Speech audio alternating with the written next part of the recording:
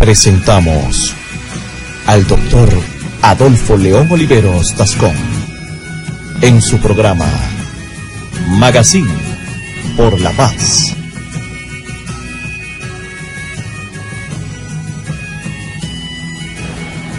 Les habla Adolfo León Oliveros, defensor de los derechos humanos, defensor del sí, por la paz. Me acompaña el bello Arturo García. Muy buenas tardes, señor García. Muy buenas tardes, Adolfo. Un saludo a todos nuestros oyentes en el día de hoy, celebrando el gran triunfo del día de ayer. Bueno, muy bien, Arturito. Le quiero decir lo siguiente. Hoy vamos a tratar de desenredar algunas mentiras que dicen los enemigos del proceso. Que no les gusta que les digan que son enemigos, pero son enemigos. Porque en la vida, como dijo Jesucristo, el que no está conmigo está contra mí. Y resulta que los enemigos del proceso de paz se han inventado una cantidad de cosas que no son ciertas. Mire todo lo que dicen los tipos. Primero, que los máximos responsables de delitos atroces no van a la cárcel.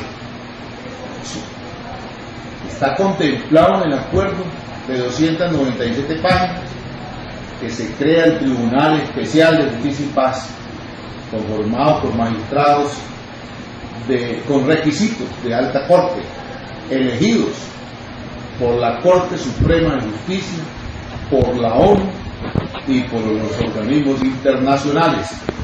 Y estos magistrados que conforman ese Tribunal Especial de Justicia y Paz van a juzgar individualmente, porque en el proceso penal no hay responsabilidad objetiva, la responsabilidad es subjetiva.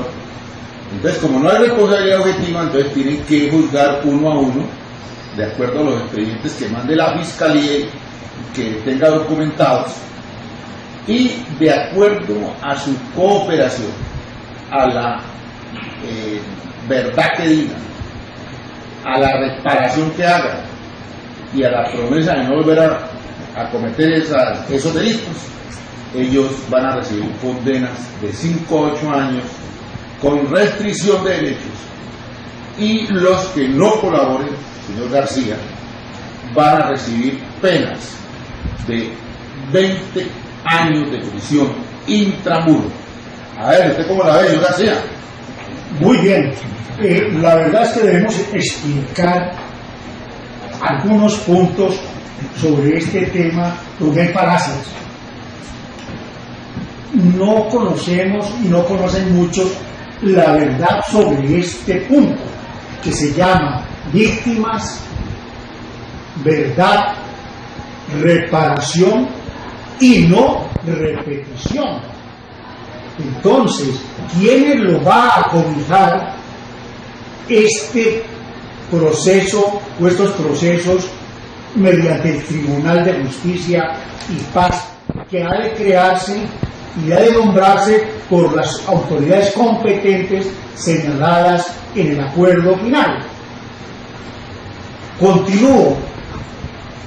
El tribunal va a tocar todos los procesos de delitos de lesa humanidad, todos los genocidios, todas las masacres, todos los delitos comunes punibles que han atropellado a los pueblos desarraigados de Colombia. Por ejemplo, el campesinado que ha sido soslayado por los hechos del combate y de la guerra, el desplazamiento forzado, los jóvenes que han sido incorporados de manera violenta a la guerra, las niñas que han sido separadas de sus hogares para que con mentiras se vuelvan el objeto sexual de los grupos y de los comandantes de las FARC. Bueno, doctor García, sí, la otra mentira que están vendiendo los enemigos de la paz, hay que decirlo con mucha claridad, gran problema que tenemos nosotros en Colombia es que no le decimos al pan pan y al vino vino, no que andamos con rodeos. Pues a mí me parece que un error es no decir las cosas por su nombre. El señor Uribe y sus amigos, Paloma Valencia, por ejemplo, y María Fernanda Cabal, que andan diciendo cosas tan estúpidas como, por ejemplo, que el departamento del Cauca hay que dividirlo en dos. De la mitad para los que ellos creen que son los mejores, los blancos según ellos, y la otra mitad para indígenas y afrodescendientes. Semejante burrada la dice la señora Paloma Valencia, y la otra burrada que dice la ideóloga del Centro Democrático María Fernanda Cabal, esposa de José Félix Lafourier, es que... Bueno, continuamos aquí en el Magazine por la Paz. Estamos diciendo que la segunda gran mentira que están diciendo los enemigos del proceso es que todos los guerrilleros van a participar en política, que pueden ser elegidos por voto popular. Eso no es cierto, porque está establecido en los acuerdos que quienes resulten condenados por delitos de lesa humanidad, una vez el Tribunal Especial de Justicia y Paz se instale y saque o profiera la sentencia, pues obviamente las personas que están condenadas no pueden participar en política. ¿Quiénes van a participar? Pues obviamente quienes no están condenados. Y yo creería que el grueso de la guerrilla, que solamente podrá ser condenado por delito político, pueden participar en política. Y eso no se lo inventaron en los acuerdos. En la misma Constitución dice que para ser congresista se requiere no haber sido condenado por ningún delito, salvo por delito político. Eso lo dice claramente la Constitución. O sea que no hay que reformar la Constitución para que una persona que haya sido condenada por delito político pueda aspirar a ser senador o representante de la Cámara. ¿Cómo la ve, señor García, ahí? Sí, yo creo que hay confusión en cuanto a ese punto de la reforma política. La gran verdad es que los que hayan o se les condene a trabajos asociativos, trabajos de reconstrucción de zonas que fueron destruidas por ellos, en fin, una justicia restaurativa que se les aplique. Estos señores, si se trata de delitos de magna penetración dentro del Código Penal colombiano, pues necesariamente podrán participar después de terminado el proceso que se les sigue, siempre y cuando su sentencia sea por delitos políticos. Si se trata de delitos comunes, pues habría que pensar cuál es la respuesta de los acuerdos a este punto. No, la respuesta es muy clara, doctor García. El que sea condenado por delito de lesa humanidad no puede participar en política. Sí. Ahora, la novedad respecto a la impunidad es que el Estatuto de Roma obliga a los países adherentes a no amnistiar o indultar delitos de lesa humanidad, crímenes de guerra o delitos atroces. Por eso la FARC, que se sentaron en la mesa de La Habana esperando una amnistía o un indulto, tuvieron que aceptar la justicia transicional. Las sanciones de esta obviamente no son proporcionales a los delitos cometidos, pero no constituyen impunidad, tal como lo ha dicho la fiscal ante la Corte Penal Internacional. Entre otras cosas, el Acuerdo de La Habana es el primero de la historia de Colombia en que hay algún tipo de sanción para los actores del conflicto. Que recuerde usted, señor García, que cuando se hizo la negociación con el M-19, con el EPL, con el Quintín Lame, el PRT, no hubo ninguno de los desmovilizados que hubiera sido condenado por delito alguno. Esta es la primera vez en la historia de Colombia, porque también se han dado desmovilizaciones en tiempo anterior, no solamente con grupos guerrilleros, sino también dentro del Partido Liberal, Partido Conservador, cuando se desmovilizaron en la década del 60 y finales del 50. No se recuerda que alguno de los guerrilleros, o que en esa época le llamaban bandoleros, hubiera sido condenado. O sea, no hubo aceptación de ningún tipo de justicia transicional en la desmovilización de la guerrilla o de los bandoleros de la década del 50 y del 60. O sea que, punto para rescatar, es que en este acuerdo de La Habana, los guerrilleros que cometieron delitos de lesa humanidad, delito atroz o crimen de guerra, van a estar sometidos a la justicia transicional.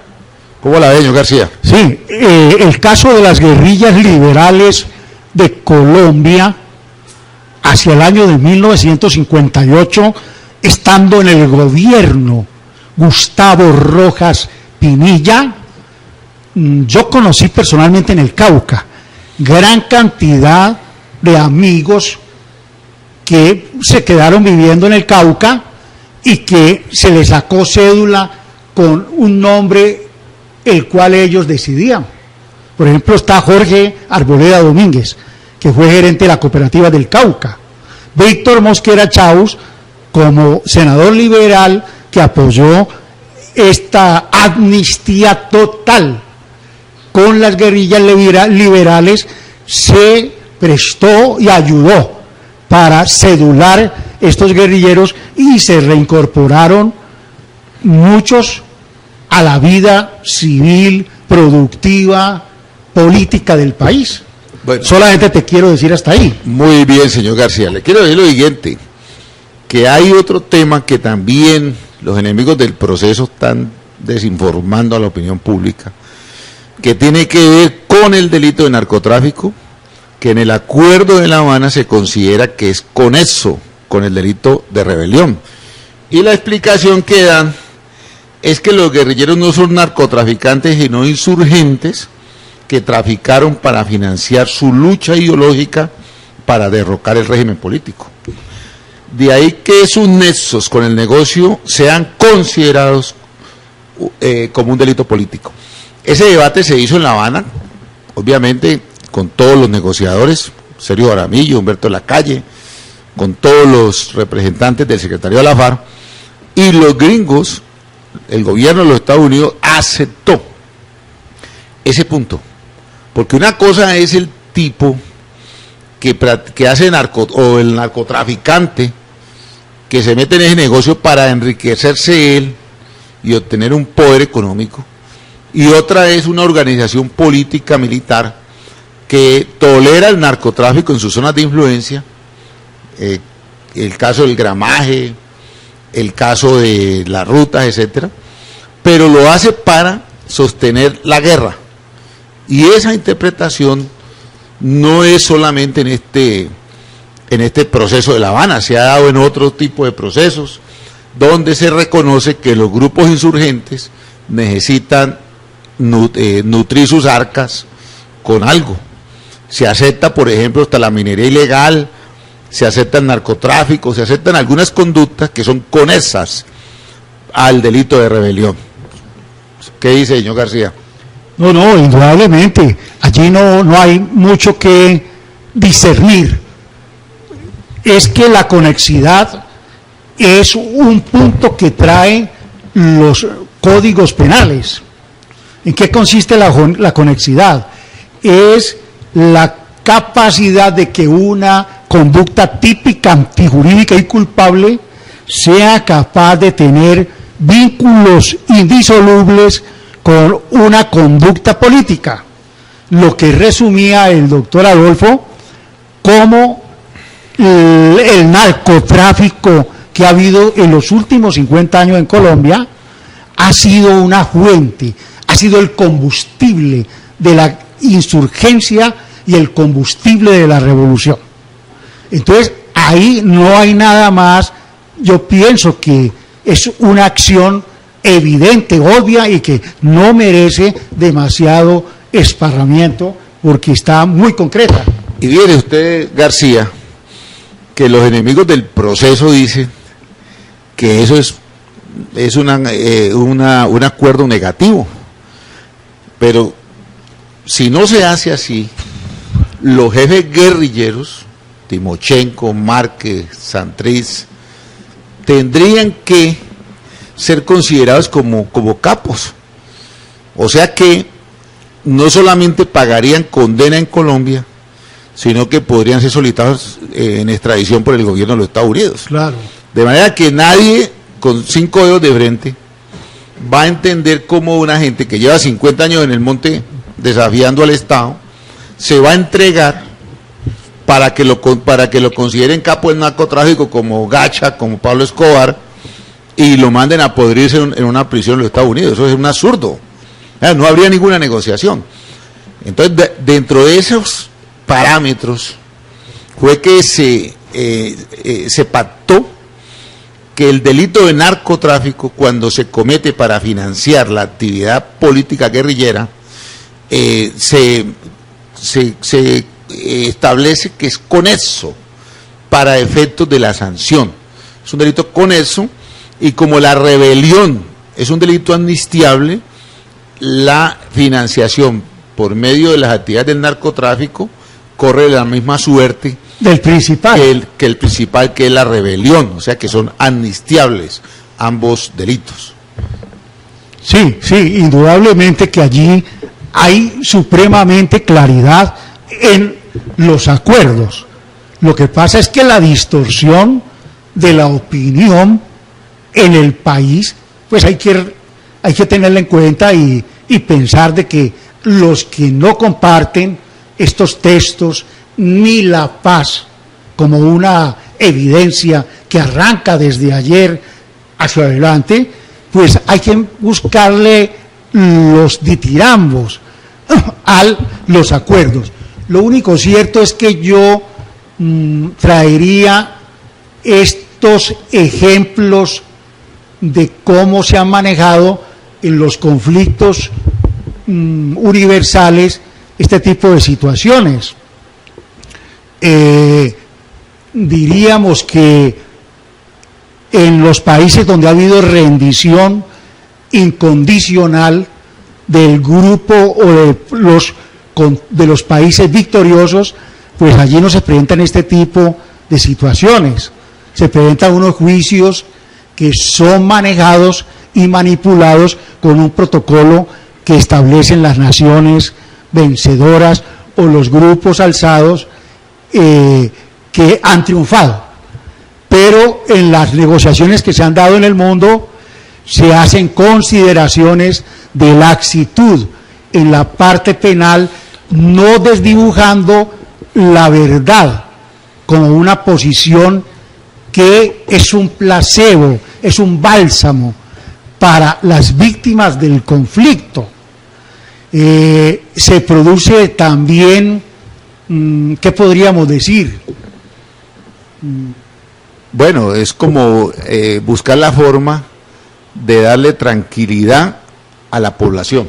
Es correcto. Y entonces ahí llegamos al punto de la reparación. Es que los opositores, los enemigos del proceso dicen que no va a haber reparación, y resulta que eso está acordado ahí, entre otras cosas, porque la justicia transicional se fundamenta en 3 cosas. La primera es que digan la verdad. ¿Qué es la verdad? Pues decirle a las víctimas qué pasó, el por qué. No, ¿y a dónde están los muertos? ¿Y dónde están los muertos? Claro. La segunda, reparación, tiene que haber reparación. Y la tercera, promesa de no repetición. Entonces la reparación es clave para la condena. Si usted no repara, pues se va a 20 años a la cárcel intramuros. Si repara, tiene de 5 a 8 años con restricción de derechos. Ahora, la gente aquí, digamos los enemigos del proceso, Uribe y compañía limitada, especulan de todo. Dicen, por ejemplo, que va a haber, que la FARC no va a reparar, que porque no ha dicho con qué plata. Pero resulta que en este momento el gobierno de Colombia, el fiscal general de la nación y el gobierno de los Estados Unidos han hecho un pacto para buscarle los bienes a la FARC, porque la FARC dice que no tiene plata. Eso es verdad, se lo han dicho Humberto de la Calle, lo han dicho Sergio Jaramillo en La Habana. No ha habido forma pues de sacar la verdad. Pero lo que dice el doctor Humberto de la Calle es que como cada uno de estos jefes va a enfrentar un proceso ante el Tribunal Especial de Justicia y Paz, en el momento de hablar de reparación van a tener que salir a decir dónde tienen la plata, porque es que la reparación no se hace pidiendo perdón solamente. Como decía Pachito Santos ayer, que ese pedito me gustó, decía que el perdón que pidió Timochenko en Cartagena es un paso adelante, sí es verdad, un paso adelante. No sé si fue que le jalaron la sotana a Pachito y no lo dejaron que continuara diciendo, pero cuando el hombre habla de que es un paso adelante es verdad, porque la FARC nunca, jamás había reconocido que había hecho daño. Tampoco lo han hecho los helenos. Ellos todavía creen el cuento de que están en su lucha, así sea obsoleta, así sea unos criterios de hace 40, 50 años que ya están pasados de moda. Con todo y eso hay gente que todavía cree que eso es verdad y que ellos tienen ese dogma. Entonces, si no hay reparación, en el momento de que el juez de justicia y paz, de justicia restaurativa, esté imponiendo la condena, pues los tipos se van a tener que tragar, o perdón la palabra que voy a decir, se van a tener que mamar 20 años de cárcel física intramuro. Entonces la conclusión para mí es que una vez se abran esos procesos judiciales, va a aparecer la plata de la FARC. Bueno, a ver, quiero comentar esto que me parece muy importante para complementar el tema de las financiaciones de los grupos revolucionarios. Tenemos que mirar, por ejemplo, la revolución bolchevique, el ejército rojo bolchevique en la mano de José Stalin, cuando uno lee la historia de la revolución en las manos de León Trotsky. Ahí se explica cómo Stalin asaltó muchos bancos de Moscú, que eran plata de judíos, porque los judíos han tenido mucha preponderancia económica en la vida de esos estados zaristas y después en el socialismo, hasta que fue derrumbado por Boris Yeltsin. Eso se tuvo como una necesidad imperiosa de tener los hombres en Finlandia para financiar todos los hombres de la guerra para producir una revolución, porque la plata no se puede producir así caída del cielo. La plata, decía el general Óscar Naranjo, siempre hay que conseguirla ilegalmente para hacer actos de guerra. No hay forma lícita de traerla, porque no hay nadie que de buena fe financie un proceso de guerra. Lo otro, la Revolución Cubana.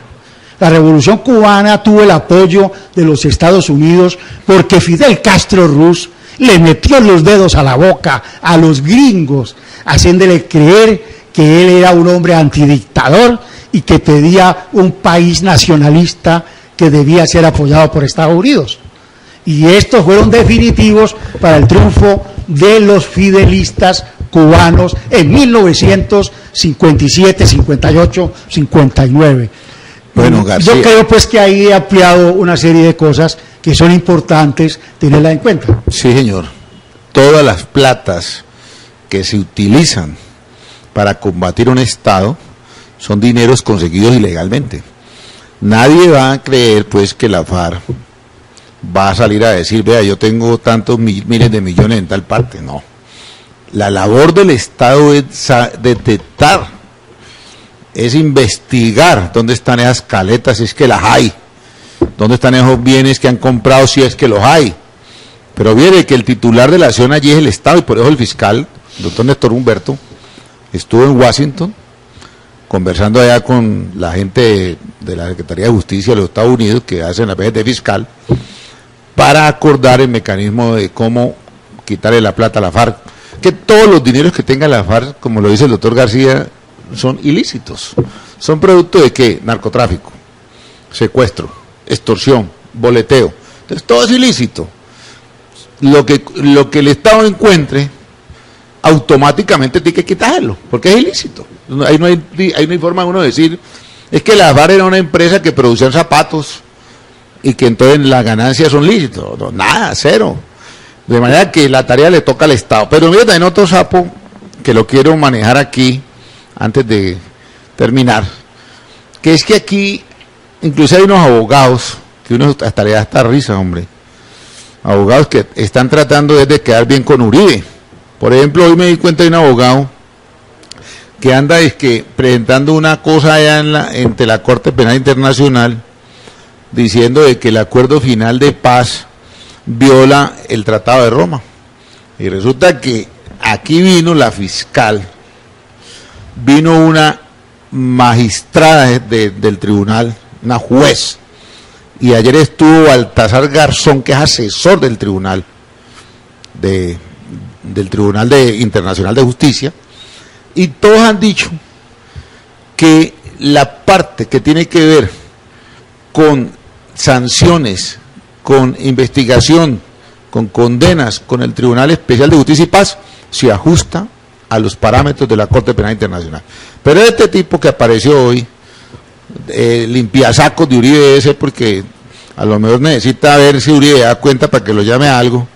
Porque ahí al lado de Uribe caminan sus puros oportunistas. Uno no ve unos lagartos ahí caminando que no analizan mucho lo que dicen. Entonces resulta que por congraciarse con el doctor Uribe van y meten una demanda que saben que no tiene ningún futuro, cero. Ya la Corte ya dijo que lo que se pactó en La Habana en justicia transicional es lo mejor que se ha hecho en todos los acuerdos de paz que se han realizado en el mundo. Es que, mire, cuando el IRA se desarmó en Irlanda, no hubo un solo guerrillero del IRA que hubiera pagado condena, ni sometido a ningún proceso. La mayoría de los líderes pasaron directamente al Congreso, al Parlamento allá. El acuerdo, como lo reconoce el rey Felipe VI, que se está haciendo, que se ha manejado con la ETA en España, no contempla ninguna condena para los tipos que se movilicen. De manera que aquí no le vengan a meter cuentos a uno de que en La Habana se cometió pues un pecado o se violaron tratados internacionales, que eso es falso. Si eso fuera verdad, ninguno de los presidentes que estuvieron ayer en Cartagena hubieran aceptado la invitación del presidente Santos. Los cancilleres que llegaron, los jueces internacionales, toda la plana mayor de la ONU, de la OEA, están convencidos de que el acuerdo es válido y no tiene ningún problema. Pero el otro sapo que le iba a decir, doctor García, es que andan vendiendo el discurso de que el acuerdo final por sí solo ingresa al bloque de constitucionalidad. Es falso. Lo que se va a hacer es que ese documento se le entrega a las Naciones Unidas para que en Ginebra se protocolice. ¿Pero qué quiere decir eso?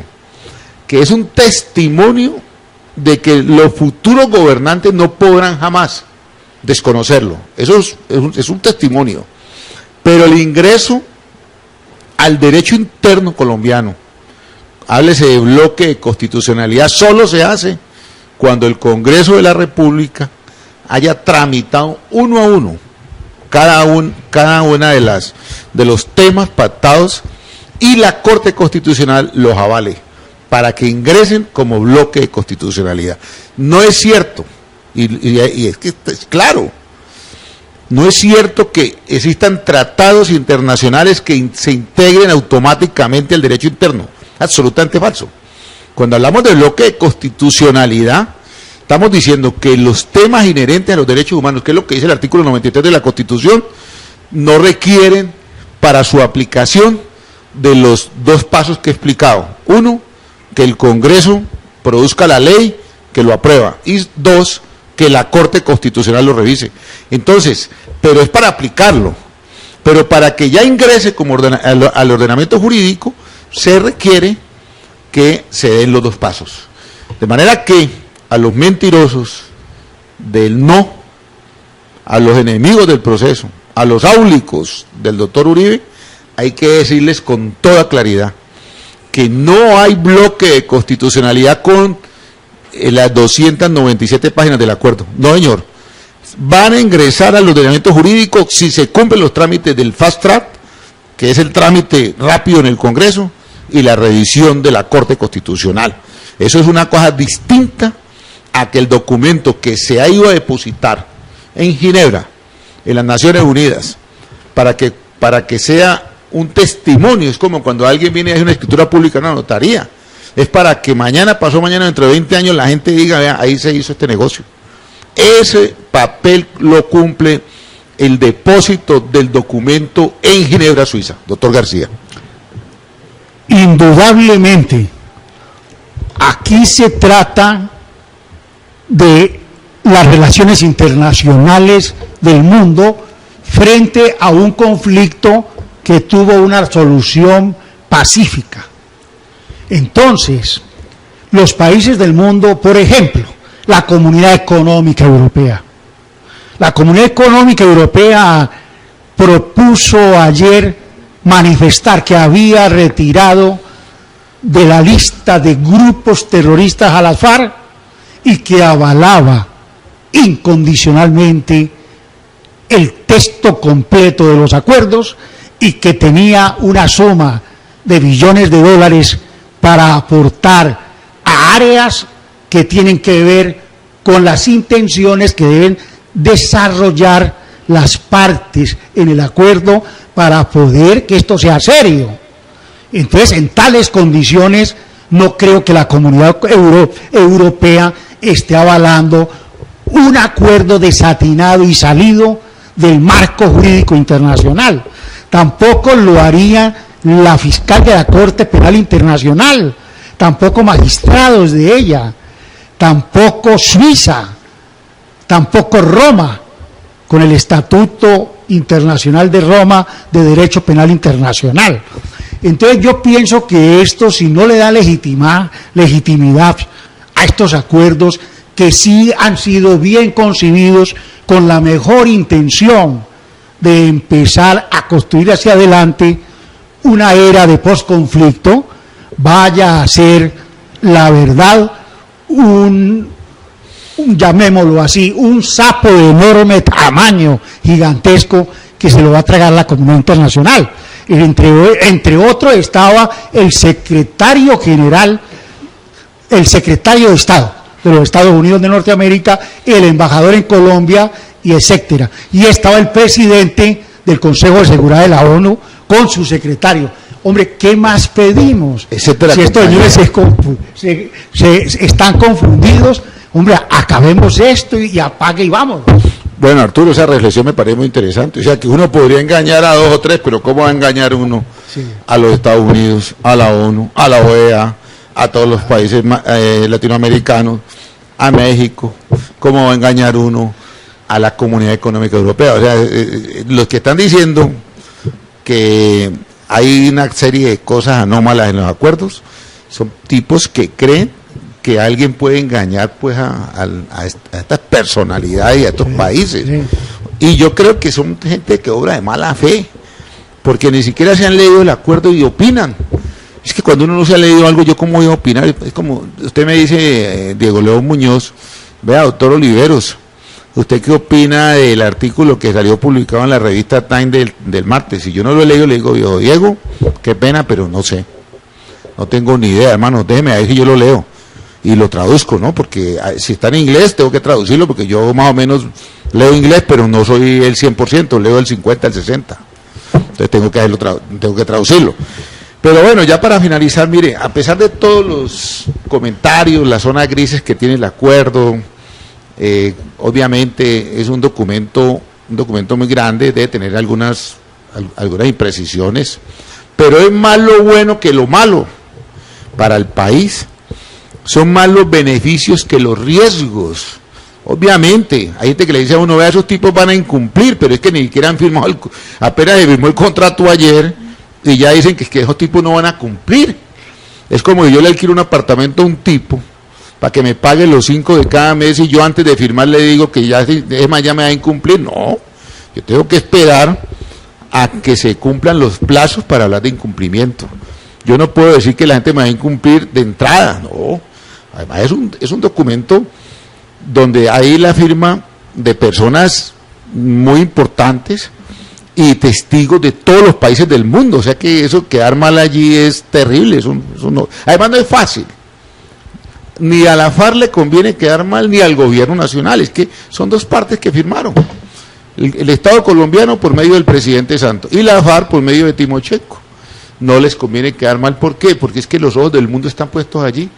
Hoy los titulares de todos los periódicos de la tierra hablan del acuerdo de paz. El periódico Le Monde de París, el Washington Post, el País de España, Clarín de Buenos Aires, todos los periódicos del mundo resaltaron el mérito que tiene el gobierno nacional por haber alcanzado un acuerdo con la guerrilla más antigua del mundo, que no es una guerrilla que apareció hace 3, 4 años, tienen 52 años boleando plomo y dándole madera a nuestro pueblo.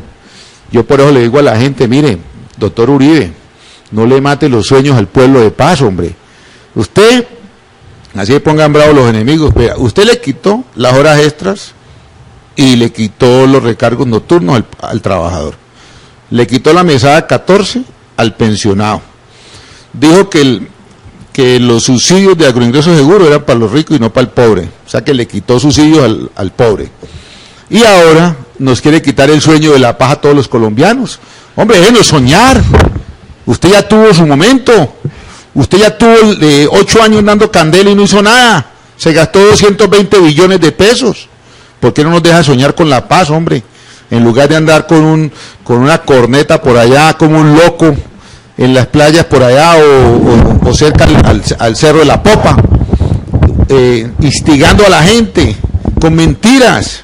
Vuelva de serio, señores presidentes, hombre. Ya es hora de que nos deje soñar con esta paz que tanto hemos anhelado los colombianos, hombre. Si nos va mal, pues déjenos, que estamos ahí. Pero el sueño no nos lo interrumpa. Es como cuando usted está soñando y alguien llega y le mueve la cama para que se despierte. No, déjenos. Ya el presidente Santos hizo lo que tenía que hacer. Déjelo. Usted ya no es presidente, hombre. O le queda muy feo andar con un parlante en la calle como un muchacho loco, hablando paja, sabiendo de que hay un acto donde el mundo está pendiente de él y le da la importancia que tiene que tener. Es que la paz no es un negocio cualquiera, la paz es la vida de nosotros, de nuestros hijos. Son los muchachos más pobres de este país los que van a la guerra y a los que matan. Los ricos, como decía Joan Paul Sartre, arman las guerras y los pobres ponen el muerto.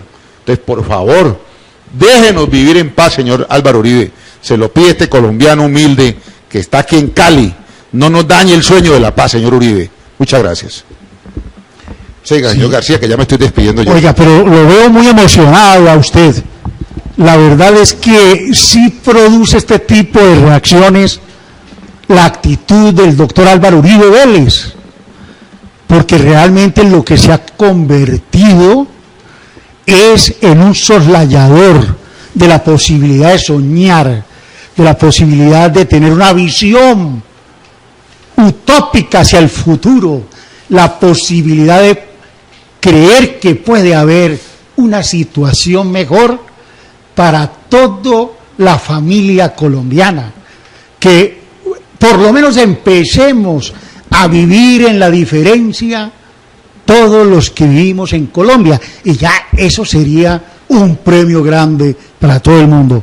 Señor Álvaro Uribe Vélez, por favor, no se vuelva un hombre odiado por muchos sectores de la población. Usted es un hombre inteligente y valioso, pero no se convierta en un obstáculo del sueño.